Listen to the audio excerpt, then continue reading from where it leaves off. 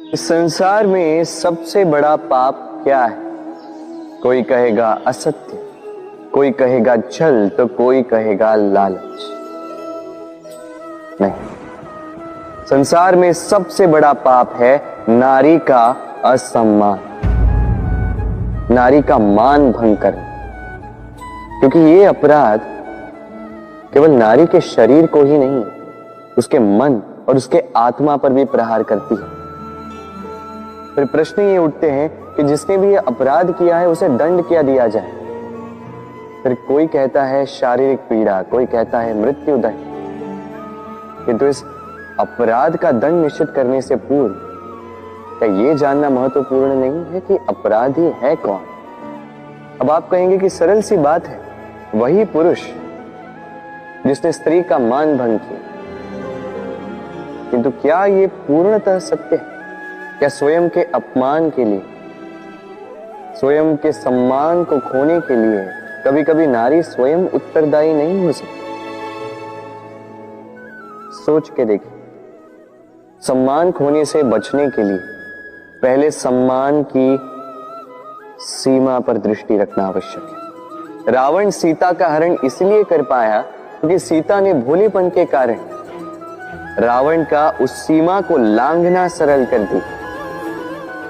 किंतु अशोक वाटिका में उसी सीता को रावण स्पर्श तक नहीं कर पाया क्योंकि उसने रावण और उसके मध्य में तिनके की एक छोटी सी दीवार बना दी थी। जीवन में ना कहना सीखें। यदि कोई आपके सम्मान की सीमा को पार करने का प्रयास करे तो उसे वही रोकना सीखें। आपके ऊपर उठे पहले हाथ को, पहले कटाक्ष को वही रोक देना सीखें। फिर किसी पुरुष में साहस नहीं कि वो पुनः आपका अपमान करने का प्रयास भी कर सके, क्योंकि नारी जननी आराध्य है। तो स्वयं को निर्बल मानकर आप अपराधी ना बने। राधे राधे। इस कमल के पुष्प को देख रहे हैं? इसकी एक विशेष बात है, जल स्तर कितना भी बढ़ जाए ये पुष्प सदैव जल सतह के ऊपर ही रहेगा। और इसका कारण है इसकी ये नाक। जैसे जैसे जल स्तर बढ़ता है वैसे वैसे ये नाल भी बढ़ती और इस पुष्प को जल सतह के ऊपर रखती। किंतु जब जल स्तर घटता है ये नाल घट नहीं पाती और फिर स्वयं के साथ ही इस पुष्प का भी विनाश कर देती। मनुष्य के साथ भी यही होता है। जैसे जैसे मनुष्य समृद्ध होता जाता है वैसे वैसे उसका जीवन स्तर बढ़ता जाता है, उसकी अपेक्षाएं, उसकी आवश्यकताएं बढ़ती जाती। किंतु जब संपन्नता घटने लगी उसकी आवश्यकताएं कम नहीं हो पाती और फिर इसी कमल की भांति मनुष्य भी टूट जाता है। तो फिर क्या करें? क्या किया जाए इस परिस्थिति में? जीवन स्तर बढ़ाना छोड़ दे? कदापि नहीं। किंतु जीवन स्तर बढ़ाने के साथ साथ ही अपनी आत्मशक्ति को सुदृढ़ करें। संकट का समय आने पर आप अपना जीवन कैसे व्यतीत करेंगे इसका अभ्यास करें, क्योंकि जीवन स्तर और जल स्तर तो घटते बढ़ते रहेंगे।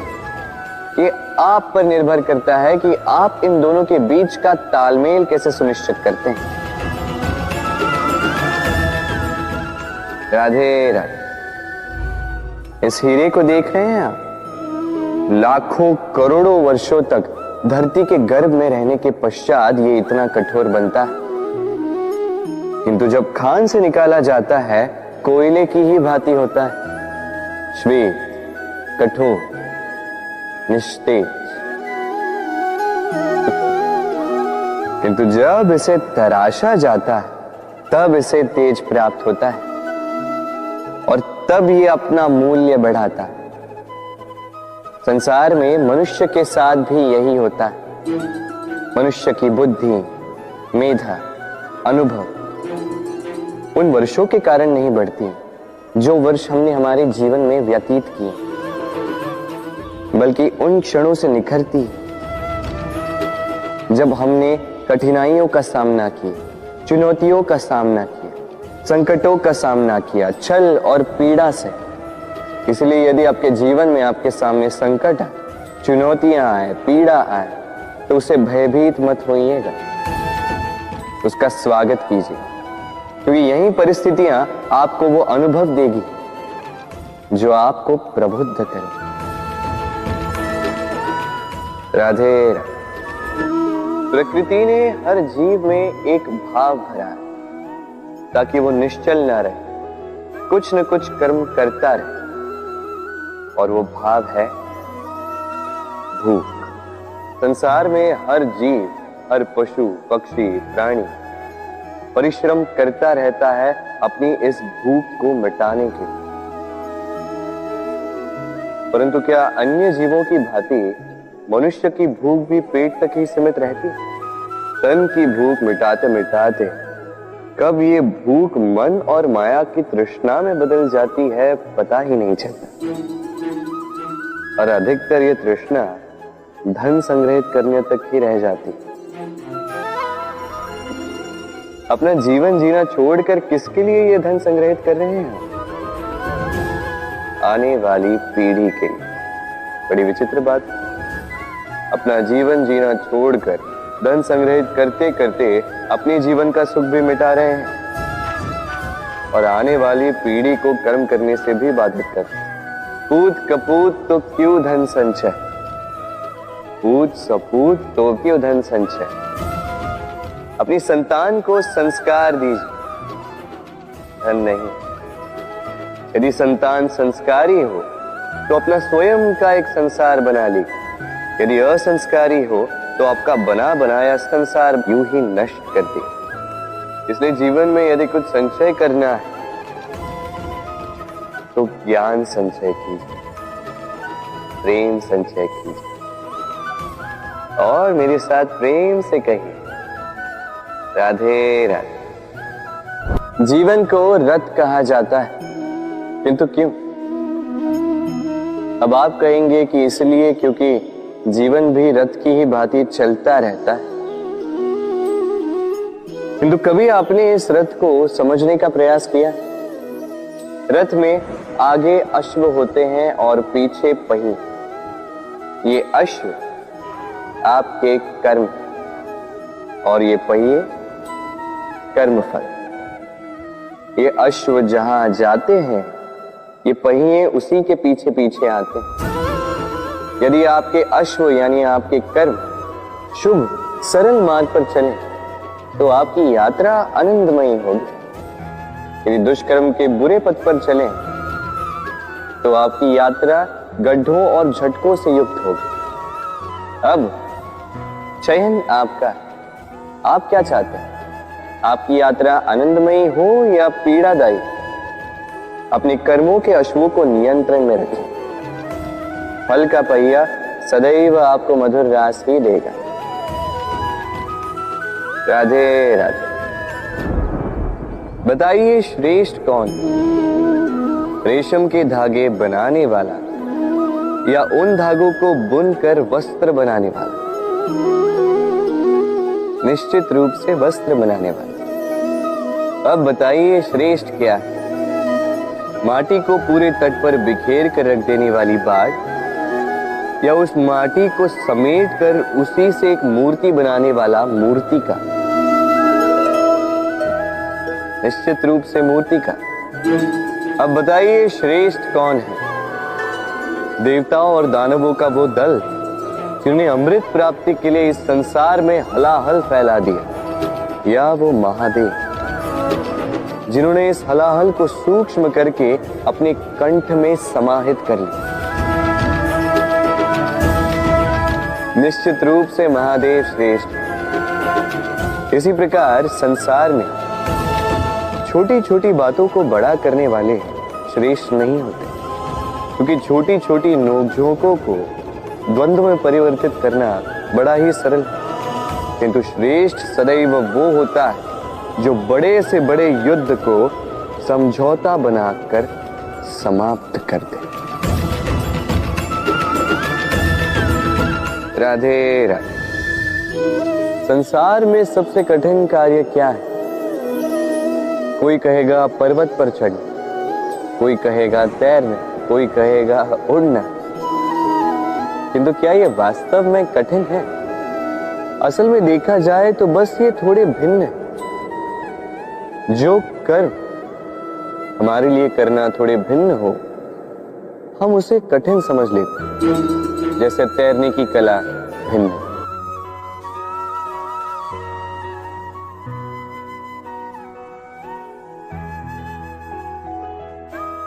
बड़े ही परिश्रम से इसे बनाती हैं, अपने शरीर के रस से इसे बुनती हैं।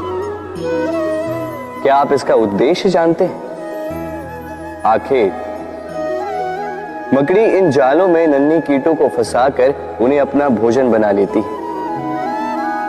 और क्या आप ये बात जानते हैं कि एक दिन मकड़ी इन्हीं जालों में फंसकर मृत्यु को प्राप्त हो जाती?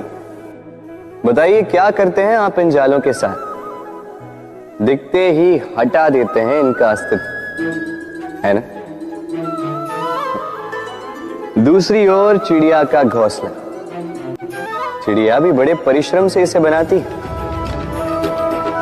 किंतु यदि चिड़िया इसे छोड़कर चली भी जाए, उसके पश्चात भी लोग इसका विनाश नहीं करते।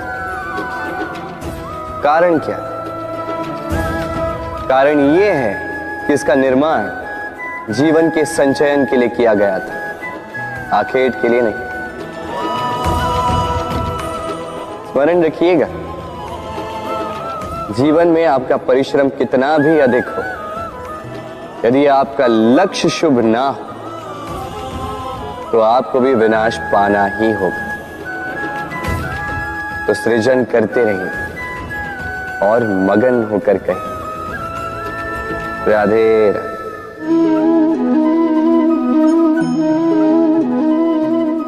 आपके विचार से मैं क्या कर रहा हूं? आप कहेंगे मैं दीपक जला रहा। सही, किंतु प्रश्न ये उठता है कि क्या मैंने आपसे कहा कि ये दीपक है? नहीं। क्या इस दीपक ने स्वयं अपना परिचय आपको दिया? नहीं। फिर आपने कैसे जाना कि ये दीपक है? उत्तर है प्रकाश, जो स्वयं जल कर अंधकार में संसार को राह दिखाए, वो दीपक है। जो निराशा में आशा की ज्योत दिखाए, वो दीपक है। दूसरी ओर सर्प है, जो दिखे नहीं, बस फुफकार दे तो लोग भयभीत हो जाते हैं। अर्थात व्यक्ति का परिचय उसके कर्मों से मिलता है, इसलिए आपको ये बताने की आवश्यकता नहीं कि आप कौन हैं। ये आपके कर्म ही निश्चित करेंगे कि लोग आपसे दीपक समझकर प्रेम करेंगे या सर्प समझकर भयभीत रहेंगे। राधे राधे। समय कितना विचित्र होता है। समय हमारे साथ हो तो हम स्वयं को राजा मान लेते हैं। वही समय यदि विरुद्ध हो जाए तो रंक बनने में समय नहीं लगता। इसलिए मनुष्य की एक आदत होती है, बुरे समय के लिए कुछ बचा कर रखता है। संबंधी, मित्र बुरे समय में साथ छोड़ देते हैं। यश, मान बुरे समय में चला जाता। तो व्यक्ति सोचता है क्यों ना धन संचय कर। धन का तो कोई मन नहीं होता जो समय आने पर बदल जाए। संसार कहता है कि धन का संचयन करते रहो, बुरे समय में काम आएगा। मैं कहता हूं शुभ कर्म करते रहो, आनंदित रहो, स्वयं पर और ईश्वर पर विश्वास रखो, बुरा समय कभी आएगा ही नहीं। राधे राधे। प्रकृति ने मनुष्य को एक विशेष शक्ति दी। अन्य जीवों से अधिक शक्ति दी, स्मरण शक्ति। यही शक्ति मनुष्य को अन्य जीवों से भिन्न बनाती, इतिहास लिखने की प्रेरणा देती, ज्ञान को पीढ़ी दर पीढ़ी आगे भी बढ़ाती। और जो भूल जाते हैं, अधिकतर रूप से वो उपहास और दया के पात्र बन जाते हैं। परंतु क्या यही पूर्णतः सत्य है? नहीं। यही स्मरण शक्ति मनुष्य के विकास में सबसे बड़ी बाधा भी बन जाती, उसके चित्त को दूषित कर देती। बुरे अनुभव, किसी का दिया गया धोखा, किसी का किया गया कटाक्ष मनुष्य भुला नहीं पाता और फिर लग जाता है प्रतिकार में। पहले समय नष्ट करता है प्रतिकार की तैयारी में, फिर समय नष्ट करता है प्रतिकार का अवसर ढूंढने में। यदि संतोष पाना, यदि जीवन में आनंद पाना, तो स्मरण शक्ति का सदुपयोग कीजिए। अपनी स्मरण शक्ति को केंद्रित कीजिए केवल अच्छी बातों और अच्छी यादों की ओर। जीवन में प्रसन्नता आए। राधे राधे। मनुष्य अपने परिवार के लिए क्या कुछ नहीं करता, दिन रात परिश्रम करता है ताकि अपने परिवार की आवश्यकता पूर्ति के लिए धन कमा सके। परंतु क्या केवल धन कमाना पर्याप्त है? आप कहेंगे हाँ, क्यों नहीं। धन से सब कुछ मिलता है, विद्या मिलती है, घर मिलता है, औषधि मिलती है, क्या कुछ नहीं मिलता। ये सब एक सीमा तक ठीक, किंतु तनिक मन से सोच के देखिए, जब बालक रोगी होता है तो वो उस कड़वी औषधि को क्यों पी लेता? इसलिए क्योंकि उसके पिता ने उस औषधि को धन से खरीदा? नहीं, बल्कि इसलिए क्योंकि उसके सामने खड़ा उसका पिता, उसे उन पर विश्वास है। विश्वास है कि वो उसे कुछ नहीं होने देंगे। ये विश्वास, ये संस्कार, ये सीख कभी धन से नहीं मिलती। ये मिलती है उस समय से जो माता पिता ने अपने संतान के साथ बिताया। इसलिए जीवन में धन अवश्य कमाई, किंतु अपने परिवार को भी समय दीजिए, प्रसन्नता मिलेगी। राधे राधे। मुझे बताइए, इस दीवार को तोड़ने का क्या लाभ है? यदि किसी संबंध में संदेह घर कर लेता है तो आए दिन शत्रुता की स्थिति बनी रहती है। कल कोई और कारण बन सकता है इस दीवार के पुनः बनने का। तो क्या पुनः इस दीवार को बनाएंगे काका? संबंध की पवित्रता वैसी होनी चाहिए जैसे एक माता और संतान के प्रेम में होती है, निश्चल, निर्दोष, कि बात केवल रूठने मनाने तक ही सीमित रहे।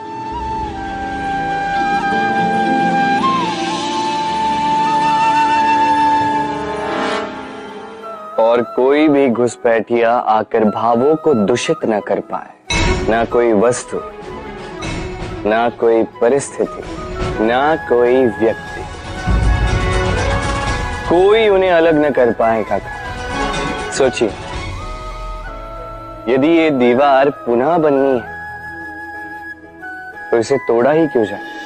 यदि मन में एक अटूट संबंध स्थापित करने का दृढ़ निश्चय ही ना हो तो क्यों तोड़े इस दीवार को? बताइए, है विश्वास, है अटूट विश्वास कि ये संबंध कभी ना टूटेगा? यदि है तो तोड़ दीजिए इस दीवार को, अन्यथा पति पत्नी का संबंध सबसे बड़ा संबंध माना जाता है और है भी। सप्तपदी लेकर 7 जन्मों तक दोनों एक दूसरे के साथ जुड़ जाते हैं, एक दूसरे के अर्धांग बन जाते हैं। अर्धांग अर्थात अर्ध अंग। क्या इसका महत्व आप समझ पा रहे हैं? अपना समस्त जीवन किसी के साथ बांटना। किंतु क्या संसार के सारे पति पत्नी एक दूसरे के साथ अपना समस्त जीवन बांट सकते हैं? क्या इसमें सभी सक्षम रह पाए हैं?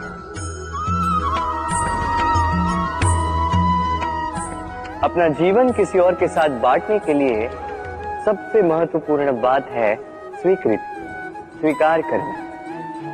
सामने वाले व्यक्ति को स्वीकार करना, उसकी अच्छाइयां भी, उसकी बुराइयां भी।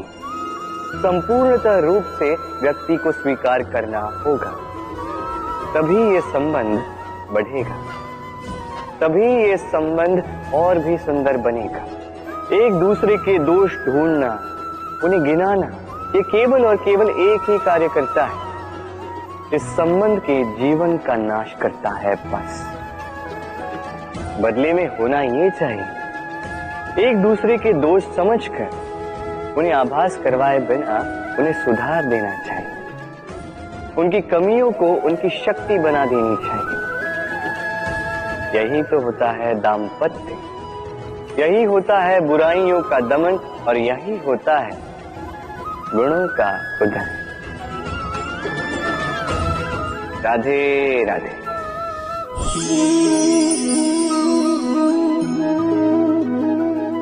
कंकड़ इतना छोटा सा कि उंगली पर आ जाए, किंतु सोचिए यदि यही कंकड़ आंख में लग जाए तो कितनी बड़ी समस्या बन जाता है।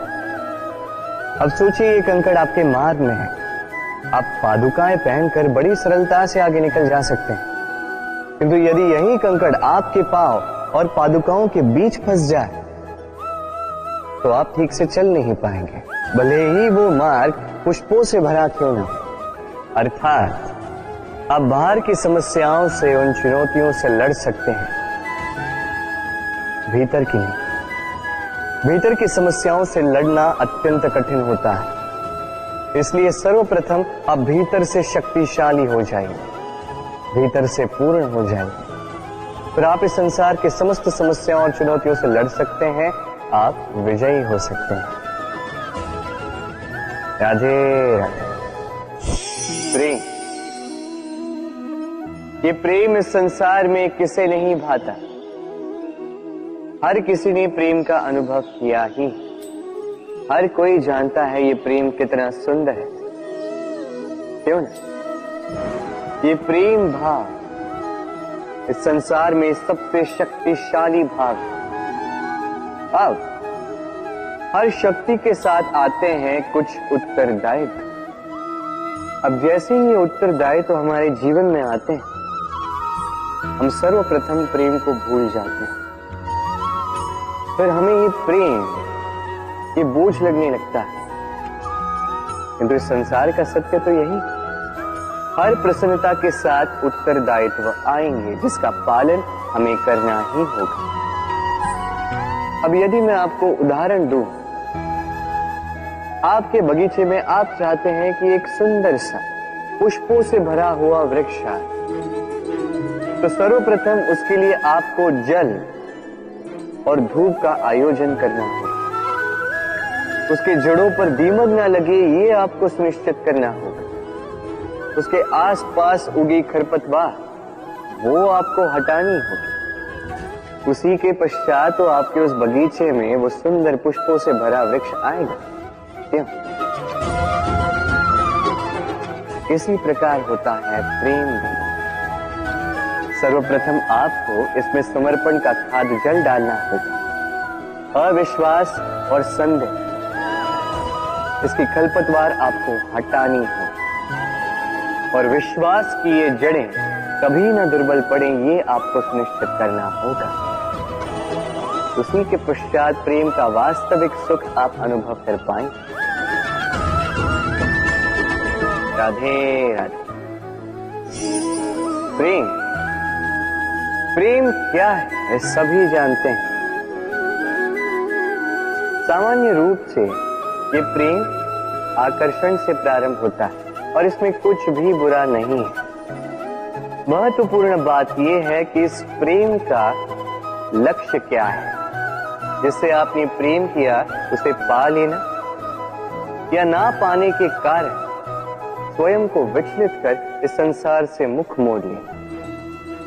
यदि कोई इन दोनों विकल्पों में से कोई एक चुनता है तो आपको बता दो, ये दोनों ही प्रेम का अंत है। प्रेम का असली अर्थ है समर्पण,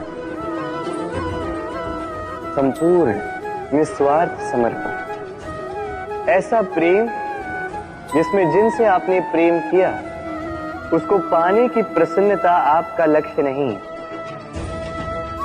जिनसे आपने प्रेम किया उसे प्रसन्न करना आपका लक्ष्य हो। ये प्रेम ईश्वर है, किंतु यदि इस प्रेम में पूर्णतः समर्पित नहीं होंगे तो इस प्रेम में एक आकार नहीं हो पाओगे। किंतु यदि इस प्रेम में स्वयं को पूर्णतः समर्पित कर दिया तो समझो इसी प्रेम में आप ईश्वर पाओगे। राधे राधे। सम्मान, संबंध दोनों एक दूसरे के साथ ऐसे जुड़े हैं जैसे दीपक और बाती। ना कोई कम है ना कोई अधिक, दोनों का अधिकार समान होना चाहिए, जैसे पति पत्नी का संबंध। अब इसमें पति का अर्थ स्वामी नहीं, साथी। उसका कर्तव्य है साथ देना, आदेश देना नहीं। और ये संबंध सहकार से बनता है, अधिकार से नहीं। हाथ बढ़ाने से बढ़ता है, उंगली उठाने से नहीं। यदि इस संबंध में एक दूसरे का मान रखोगे, एक दूसरे का सम्मान करोगे, तभी ये संबंध बढ़ेगा, तभी ये संबंध अभिमान योग्य बनेगा। राधे राधे। सूर्य की किरणें कितनी दिव्य होती हैं ना। प्रतीत ही नहीं होता कि ये सूर्य रात्र भर अंधकार से जूझ रहा था। ये सूर्य प्रतिदिन उदित होता है, ये भुलाकर कि पिछली सांझ में ये डूब गया था। फिर से उदित होता है, सारे संसार को प्रकाश देता है। यही अंतर है हम में और सूर्य में। सूर्य बीती को बिसार कर आगे बढ़ता है, हम प्रतिदिन भोर में उठते हैं, वही पुरानी बातों को साथ लेकर चलते हैं, उसी कड़वाहट में स्वयं को लपेट लेते हैं। अब यही बीती बातों की श्रृंखला हमें जीवन में आगे बढ़ने ही नहीं देती। देखिए, यही जीवन है। भूल सबसे होती है, अपयश सबको मिलता है, सबकी यात्रा में असफलता लिखी है, सभी बुरे दिन देखते हैं। किंतु इन सारी बातों को भुलाकर जब जीवन में आगे बढ़ोगे, तभी तो इस संसार में, इस आकाश में सूर्य बनकर चमकोगे, तभी तो इस संसार को प्रकाश दोगे। इसलिए प्रतिदिन जागिए, एक नए जन्म के साथ, एक नए उत्साह के साथ, एक नए लक्ष्य के साथ। क्योंकि ये बीती बातें आपको पीड़ा देने के लिए नहीं, केवल शिक्षा देने के लिए होती हैं। राधे राधे। नवरात्रि का पर्व आरंभ हो चुका है और ये पर्व अत्यंत भव्य है, क्योंकि ये पर्व जगत माता से जुड़ा। माँ कितना छोटा सा शब्द है, किंतु ठीक से देखो तो समस्त संसार इसी शब्द में समा। माँ जो अपनी संतान के लिए हर संभव प्रयास करती है, कुछ भी करने के लिए सज्ज रहती। माँ जिसका सबसे बड़ा गुण निश्चल, मन में ना कोई पूर्वाग्रह, ना कोई भेदभाव, ना कोई छल कपट, और इतनी भोली होती है। संतान भले ही झूठा रो दे, मां को लगता है कि कदाचित वास्तव में भूख लगी होगी। मां चाहे जन्म देने वाली हो, चाहे पालने वाली, स्वर ये स्वर्ग हमें माँ के चरणों के नीचे ही प्राप्त होता है। इसी माँ को हमारा शत शत प्रणाम। राधे। सहनशीलता माँ का दूसरा सबसे बड़ा गुण। कहते हैं कि धरती से अधिक सहनशील और कोई नहीं। उसे खोदने के पश्चात भी धरती हमें फसल देती है, किंतु माँ, ये माँ धरती से कम सहनशील नहीं। तनिक सोचिए, 9 माह तक संतान को अपनी कोख में रखना, क्या ये सहनशीलता कोई पुरुष दिखा सकता? क्या ये सहनशीलता कोई पिता दिखा सकता है?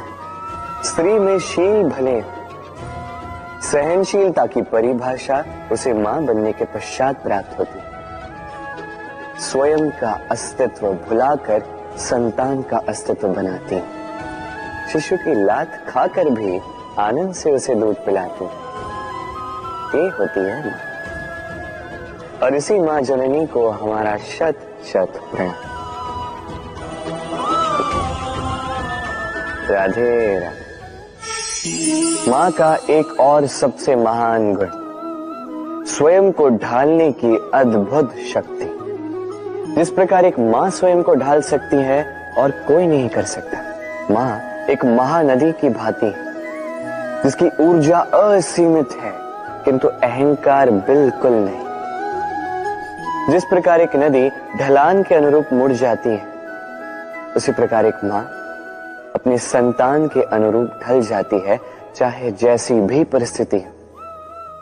उसके सोने के समय के अनुरूप स्वयं का सोना, उसके जागने के समय के अनुरूप स्वयं का जगना।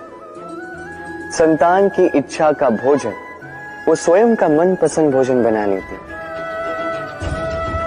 ये मां का आंचल ही तो है, जो धूप में छाप बनकर आता है, जो शीत में कंबल बनकर आता है।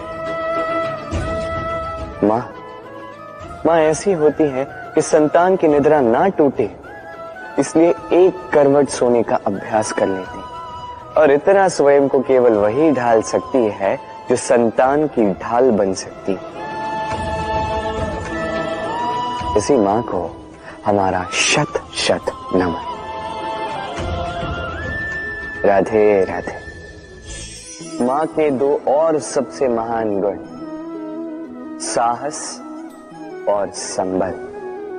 साहस ये कि वो अपने संतान के लिए कुछ भी कर सकती, और संबल ये कि वो अपनी संतान को कभी टूटने बिखरने नहीं देगी। तनिक सोचिए, जब भी आपको चोट लगती है, चीख से पूर्व मां का नाम मुख में क्यों आता है? तनिक सोचिए, जब आपको बल की आवश्यकता होती है, साहस की आवश्यकता होती है, आगे आप अपना मार्ग देख रहे हैं जो अत्यंत कठिन प्रतीत हो रहा है, तब मुख से मां की ही शपथ क्यों निकलती? क्योंकि मां ही है जो हमें साहस देती, मां ही है जो हमें सहारा देती है। मां जानती है कैसे हमारी उंगली पकड़ के हमें चलना सिखाना है। मां ये भी जानती है कि कैसे कान पकड़ के हमें उचित मार्ग पर लाना है। इसी साहसी मां को हमारा शत शत नमन। राधे राधे। कभी आपने सुना है, हिरणी सिंह से बचने के स्थान पर उससे जाके लड़ पड़ी। हिरणी ने सिंह पर आक्रमण कर दिया। कभी सुना है? कभी नहीं। किंतु ऐसा हो सकता है, ऐसा होता भी है, और ये होता तब है जब हिरणी के शावक संकट में हो। जब उन्हें सिंह से प्राणों का संकट हो, तब हिरणी भी आके सिंह से लड़ पड़ती है, उससे भिड़ पड़ती है, क्योंकि वो मां है और मां अपनी संतान के लिए कुछ भी कर सकती है। ये ममता है, ये जितनी कोमल हो सकती है उतनी ही कठोर भी हो सकती है, और अपनी संतान के हित के लिए वो क्रोध की पराकाष्ठा पार करते हुए अपनी संतान की सुरक्षा करके ही रहेगी। और इसीलिए तो मां संतान के जीवन की सबसे बड़ी ढाल कहलाती। इसी मां को हमारा शत शत नमन। राधे राधे। करुणा, करुणा वो भाव है जिससे संसार के सारे भाव जन्म लेते हैं, और ये समस्त संसार ये मां से जन्म लेता है। मां वो व्यक्ति है जो करुणा का सागर है। संतान को देखकर ही समझ जाती है कि उसकी विडंबना क्या है, उसकी आवश्यकता क्या है। संतान के नेत्रों में यदि अश्रु दिखे, वो देखकर ही समझ जाती है कि उसके शरीर के कौन से भाग में उसे चोट लगी है। संतान के बिना कहे मां समझ जाती है कि आज भोजन में संतान क्या खाएगी। ये होती है मां। मां करुणा का सबसे बड़ा रूप है।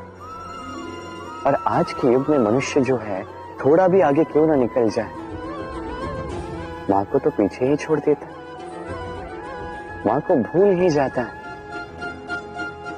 ये भूल आप कभी ना करें, कभी ना करें, क्योंकि मां वो करुणा है जो यदि आपके जीवन से चली गई, उसके पश्चात आप जीवन अवश्य जिएंगे, किंतु कभी जीवन जी नहीं पाएंगे। उसके पश्चात आपके जीवन से आपका ये मूल्यांकन, आपके जीवन से करुणा का ये भाव, ये भी आप खो दोगे। आपकी मां सबसे अधिक महत्वपूर्ण है। यदि मां को खो दिया तो समझ लीजिए सब कुछ खो दिया। इसलिए मां को सदैव स्मरण रखिए, सदैव उसे प्रेम कीजिए, और मेरे साथ कहिए राधे राधे।